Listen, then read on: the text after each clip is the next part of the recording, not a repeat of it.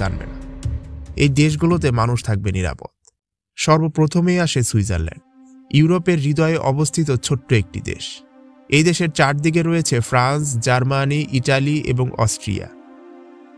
পাহাড়, লেক আর প্রাকৃতিক সৌন্দর্যের জন্য যেমন বিখ্যাত, ঠিক তেমনি শান্তিপূর্ণ এবং নিরপেক্ষ অবস্থানের জন্য পরিচিত বিশ্বজুড়ে সুইজারল্যান্ড।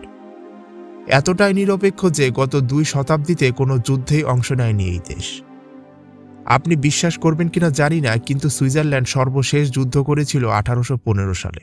সেই সময়ের পর থেকে আজ পর্যন্ত দেশটি তার নিরপেক্ষতা বজায় রেখে চলেছে অকপটে।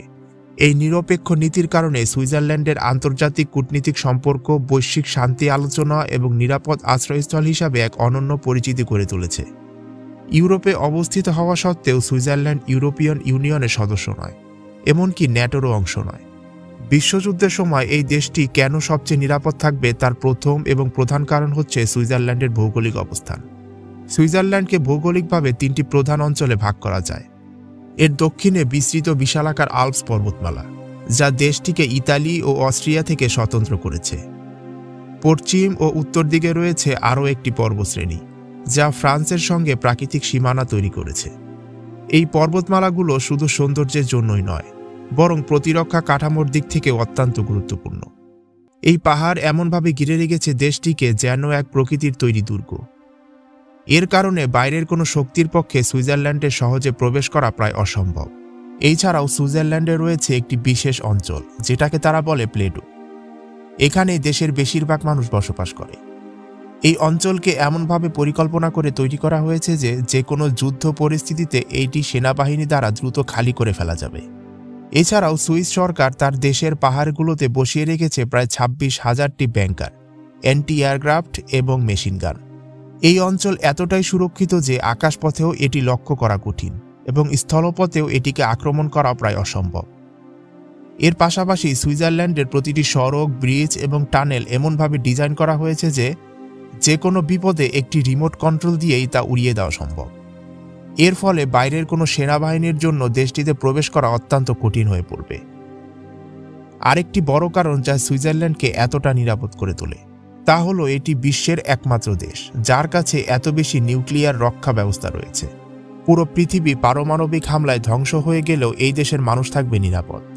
1978 সালের পর থেকে সুইজারল্যান্ডে এমন একটি আইন চালু আছে যার মাধ্যমে প্রতিটি আবাসিক ভবনে নিউক্লিয়ার শেল্টার থাকা বাধ্যতামূলক। এমনকি এমনও পরিকল্পনা করা হয়েছে যাতে প্রত্যেক ভবনে থাকা শেল্টারগুলো 12 বার পর্যন্ত পারমাণবিক বিস্ফোরণ সহ্য করতে সক্ষম হয়। দ্বিতীয় স্থানে রয়েছে ফিজি। ফিজি একটি দ্বীপরাষ্ট্র যেটি দক্ষিণ প্রশান্ত মহাসাগরে অবস্থিত এবং অস্ট্রেলিয়া থেকে প্রায় 1700 মাইল দূরে। এটি প্রশান্ত মহাসাগরের সবচেয়ে উন্নত দ্বীপগুলোর একটি, যার রয়েছে দৃষ্টিনন্দন সমুদ্র সৈকত এবং সমুদ্র সম্পদে ভরপুর একটি অঞ্চল। ফিজি এমন কোনো কৌশলগত গুরুত্বপূর্ণ অবস্থানে নেই, যার কারণে এটি বড় শক্তিধর দেশগুলোর নজরে পড়বে।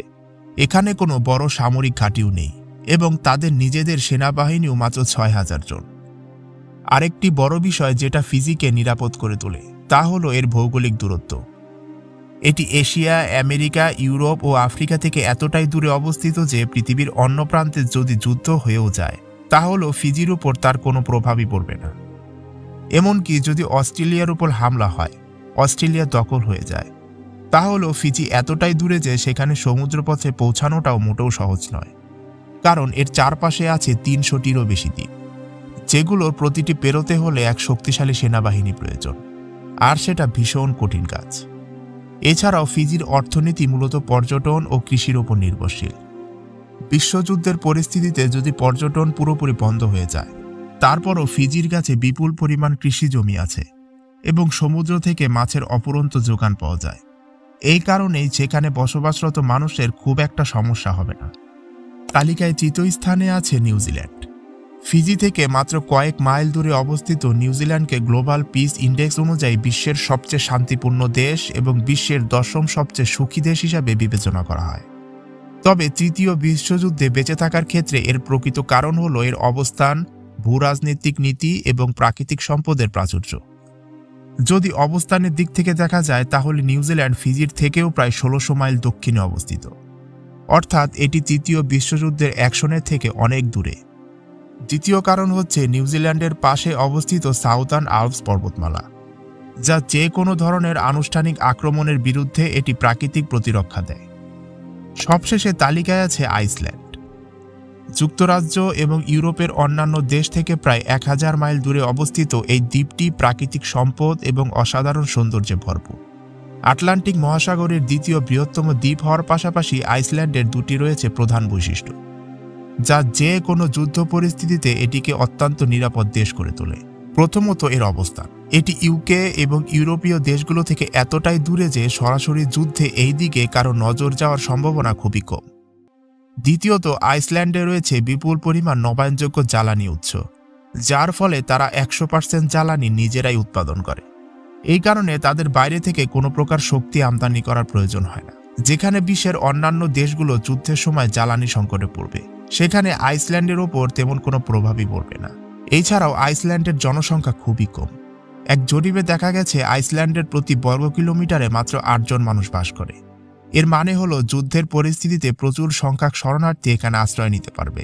খাদ্য ও জ্বালানির কোনো ঘাটতি না থাকায় এই দেশ বিশ্বযুদ্ধের মতো পরিস্থিতিতেও খুব সহজে এবং দীর্ঘ সময় ধরে সার্ভাইভ করতে পারবে। কিন্তু আমরা এপিসোডের শেষেই বলতে পারি এই সব কিছুই ছিল হাইপোথেটিক্যাল। খাতা কলমে শুনতে বাস্তবিক অর্থে নিশ্চিত থাকা গেলেও যুদ্ধকালীন সময় পাল্টে যেতে পারে যে কোনো প্রকার গুটি। তাই বর্তমানে যে কোনো দেশকে সংযত থাকাটাই সবচেয়ে বুদ্ধিমানের কাজ। একটি ভুল পদক্ষেপ ছিন্নভিন্ন করে দিতে পারে পুরো পৃথিবীকে।